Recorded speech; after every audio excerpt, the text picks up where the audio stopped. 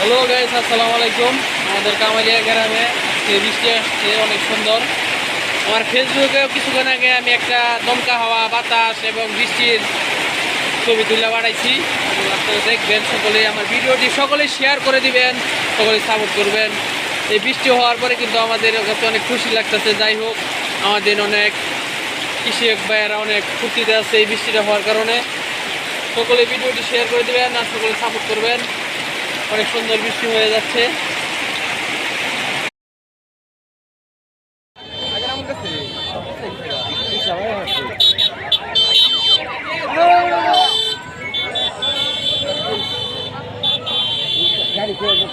ধরো ধরো একটু ভিডিও করে দিই।